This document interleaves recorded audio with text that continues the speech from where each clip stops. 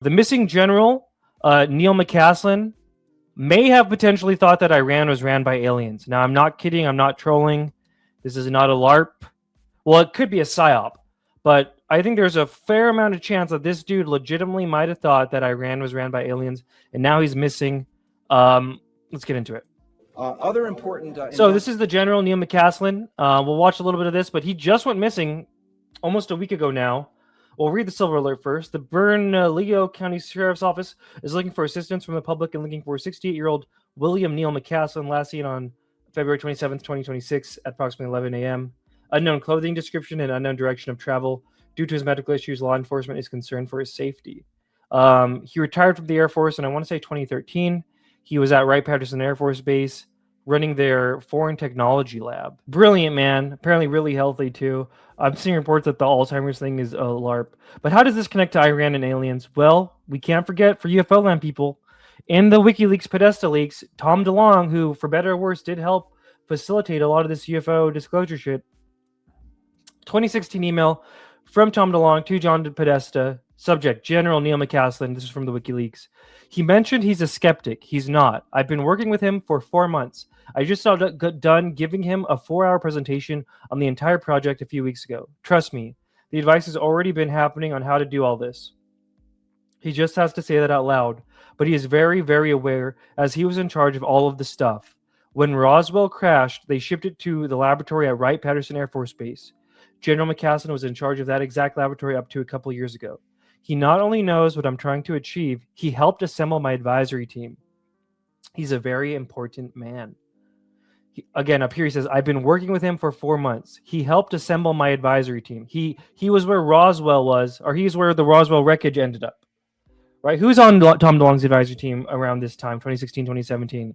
We got friend of the show, PSYOPer-in-Chief Lou Elizondo, Hal Puthoff, Steve Justice, who was the head of Lockheed Martin Skunk Works at the time. Gary Nolan. You know, this guy, General McCasland, helped connect all those people, guys. He helped connect them all. And now we're going to get into the meat and potatoes of how he thought Iran might have been ran by aliens. So here's a clip. There is this sweet spot in time where Tom DeLonge would run his mouth about what his advisor said before the WikiLeaks thing broke. Mind you, this is from 2016.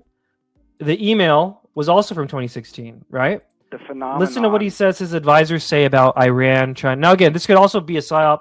Very worth noting. This is probably a PSYOP, but it's worth listening to what his advisor said, knowing that Niel McCasland was one of his advisors, and not just any advisor, probably the advisor who helped connect all these other advisors, including also Chris Mellon, Lou Elizondo. Is not used. Sorry. The phenomenon is not used. Aliens is not used. It's the others. It's absolutely. And the scary thing is, and the way it's been told to me, is that we are trying to keep it secret so we don't get the conflict. We don't initiate a conflict where other people aren't, quote, considering the manipulations of the others. So it's like this really touchy dance that we've been doing for 60 years, trying to figure out who is being manipulated as a country more than the other. Not the others, but we just know that when you look at places, you got to think about this, for example. Now go back to when Bush came out and he's talking about Iran and North Korea, the axis of evil. Some of these regimes have been pretty quiet since September the 11th, but we know their true nature. North Korea is a regime arming with missiles and weapons of mass destruction while starving its citizens. Iran aggressively pursues these weapons and exports terror, while an unelected few repress the Iranian people's hope for freedom. Iraq continues to flaunt its hostility toward America and to support terror. The Iraqi regime has plotted to develop anthrax and nerve gas and nuclear weapons for over a decade. This is a regime that has already used poison gas to murder thousands of its own citizens, leaving the bodies of mothers huddled over their dead children. This is a regime that agreed to international inspections, then kicked out the inspectors, This is a regime that has something to hide from the civilized world. States like these and their terrorist allies constitute an axis of evil, arming to threaten the peace of the world.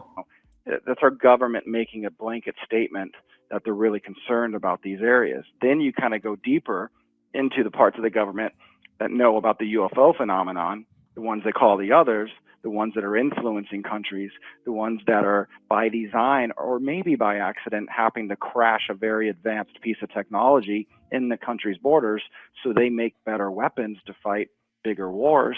And we're not the only ones that have had a crash.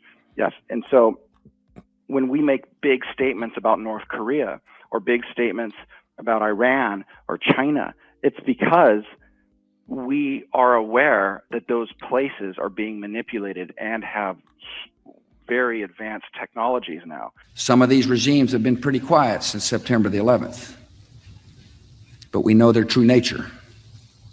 So we're trying to keep everyone calm, and not, initiate a conflict.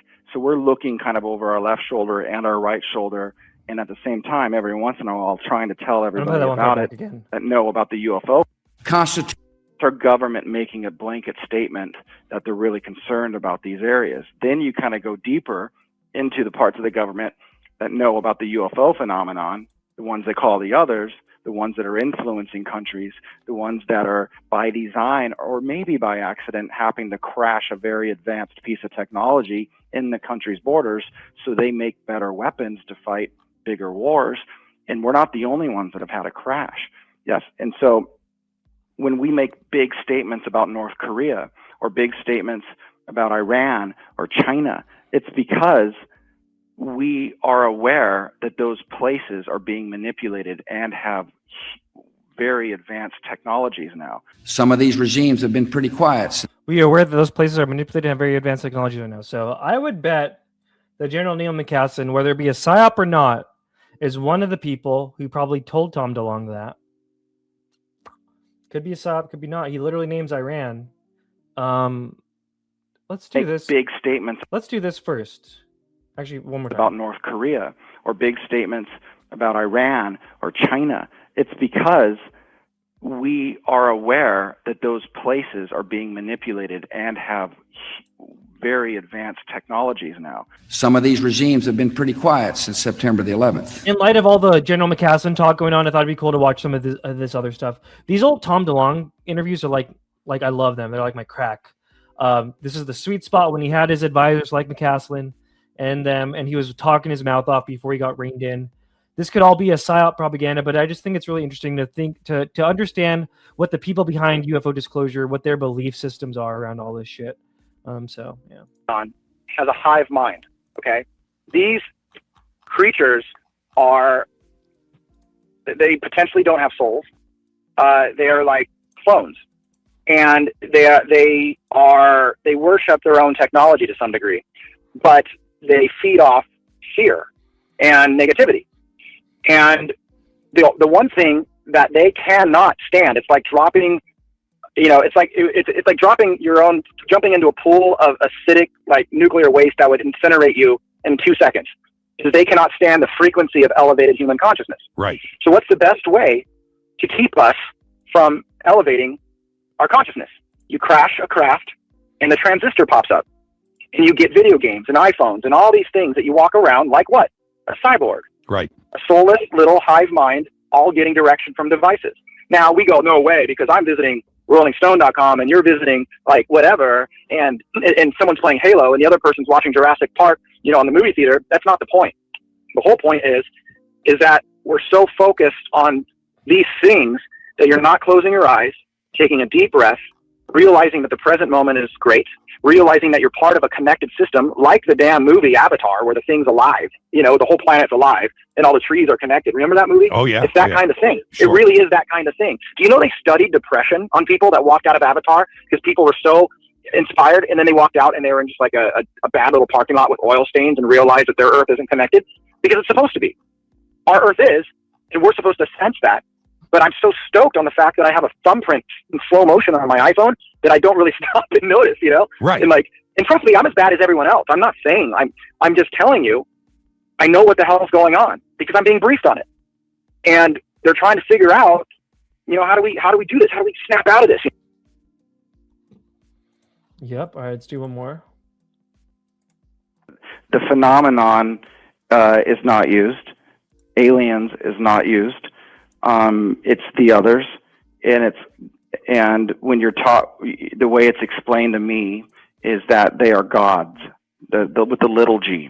So the entire UFO phenomenon is about multiple gods that fight amongst themselves and by design factionalize mankind into different religions to step back and let us fight each other, so it has other things that it wants to accomplish, and we don't notice them because we're too involved fighting each other. So, and they know that. So our government knows that. Our government knows that the others are instigating war amongst mankind.